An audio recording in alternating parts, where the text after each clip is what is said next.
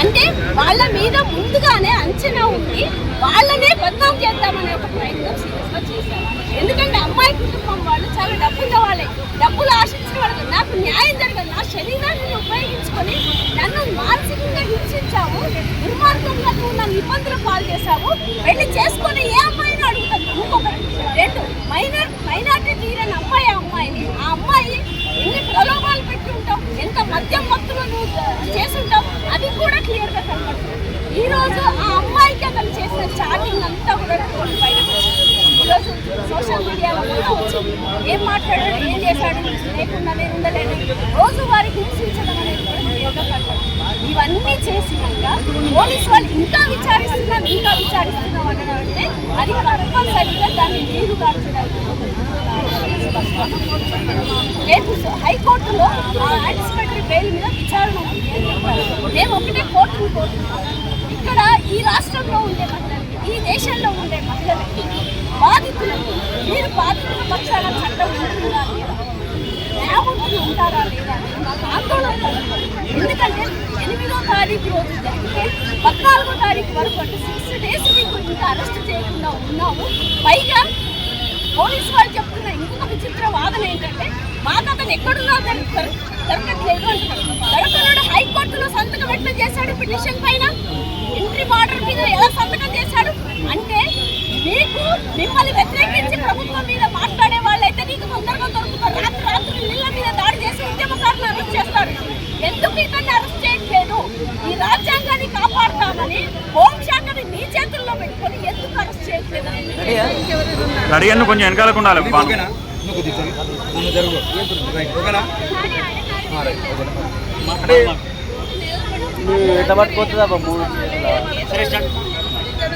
ఓకేనా?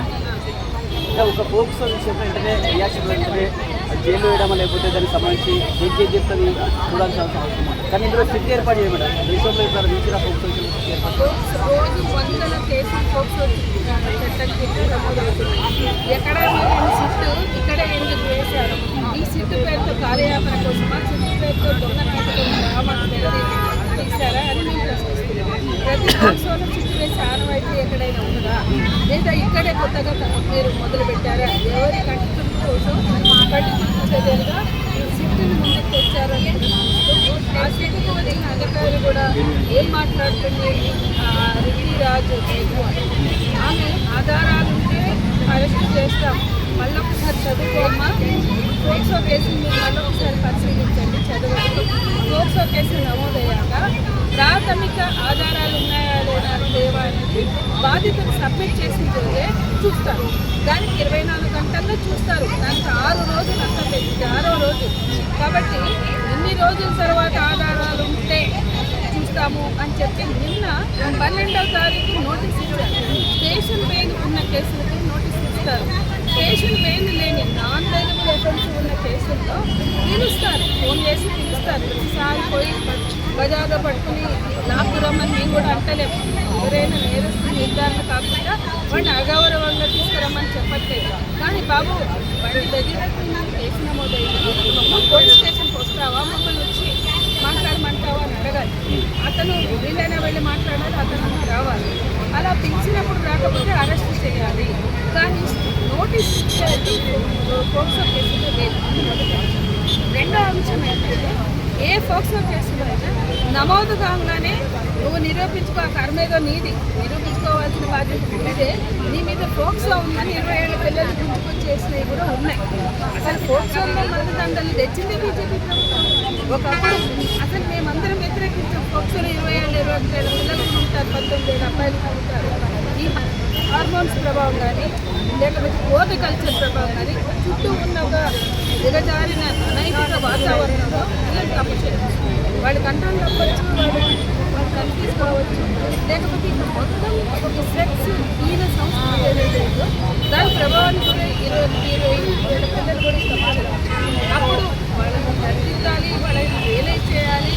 వాళ్ళని మనం అందులో అంటే అమ్మాయి మైనర్ అయినా అమ్మాయిని ముట్టుకోవడానికి లేదు, అమ్మాయి నేచర్ అయితే అంగీకారం లేకుండా ముట్టుకోవద్దు అని స్లోని కల్పించాలి. దానికి తోడ్పడాలి. తను చేసిన మేలు కనుక దానికి కూడా శిక్ష అనుభవించారు. కానీ అది మరణ శిక్ష లైఫ్ ఉండొచ్చు, ఎక్స్టెండెడ్ లైఫ్ కానీ మరణ శిక్షలు వద్దు అని నేను చెప్పాను. గవర్నమెంట్ సంబంధించిన లేదు వాళ్ళకి మరణ శిక్షే కరెక్ట్ అని అద్వానీ అభిప్రాయపడ్డాడు కానీ అవ్వలేదు. కానీ మోడీ షాలు వచ్చాక ట్రిపుల్ తలాక్తో పాటు ఏదైతే జరిగిందంటే పోక్సోలో మరణమైంది. మరి ఇప్పుడు ఈ పోక్సో కేసు దాంట్లోనే నిర్వచించారు. అమ్మాయి 18 ఏళ్ళు నిండినట్లయితే నిర్వచించింది బీజేపీ ప్రభుత్వం.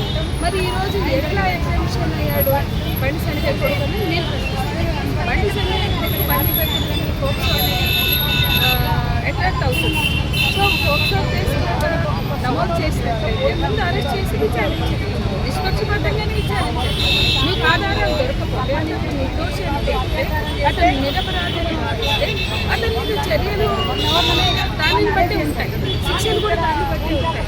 కానీ అరెస్ట్ చేయడానికి వేసి నిమిషాలు రోజు రావడం. ఆ పరారీలో ఉన్నాడు బండి భగీరథ అంటారు. నా కొడుకు పరారీలో లేదు, విచారణ ఎదుర్కొంటానికి సిద్ధంగా ఉన్నాడని బండి సంజయ్ హనుమాన్ జయంతిలో హనుమంతుడి సాక్షిగా చెప్తాడు. బండి సంజయ్ ఒకటి చెప్తున్నాడు, తెలంగాణ పోలీసులు న్యాయం కోసం నిలబడతామంటారు. నిన్న బీజేపీకి ఆదేశాలు వస్తాయి. ఆయన మొన్న చెప్తే నిన్న రితిరాజు గైడ్ని నియమిస్తారు. ఆమె నోటీస్ ఇస్తుంది. ఇవాళ 2 గంటలు అతను రానేలేదు. అపహాస్యం చేస్తున్నాడు తెలంగాణ పోలీసుని. తెలంగాణ పోయేది తెలంగాణ పోలీసులు ఇచ్చాక లేకపోతే నిలబడేది కనపడేది బండి సంజయ్తో రేవంత్ రెడ్డి గారి మిత్రుత్వమా మిత్రుడుగా నిలబడడమా ఇవాళ ప్రజలు అర్థం చేసుకుంటున్నారు. అంటే ఇవాళ ఒక పోక్సో అపరాధి లేదా ఒక పోక్సో నిందితుడు తండ్రి ఆయన counter case honey trap case పెట్టాడు. హనీ ట్రాప్ కేసు పెట్టి అతను కూడా నేరంలో భాగం పంచుకుంటాడు. అతనిని 2 రోజుల తర్వాత హనీ ట్రాప్ పెట్టాడు. పోక్సో నమోదు 2 రోజుల తర్వాత ఆయన వాడికి నా ప్రేమికుని అంటే మీ సీట్ల సర్దుబాట్లు, రాజకీయ ప్రయోజనాలు మైనర్ బాలికలే కోరికారని నేను ప్రశ్నిస్తున్నాను. మైనర్ బాలికల్ని పణంగా పెట్టి మీ స్నేహాన్ని పెంచుకుంటారా, మీ ప్రయోజనాన్ని నెరవేర్చుకుంటారా? లేకపోతే ముఖ్యమంత్రి బయటకు వచ్చి ఈ రాష్ట్రంలో ఉన్న బీజేపీ నుంచి అధికారులు బాధ్యత నుంచి బయటకు వచ్చి మైనర్ బాలికలు న్యాయం చేయడానికి నిలబడాల్సి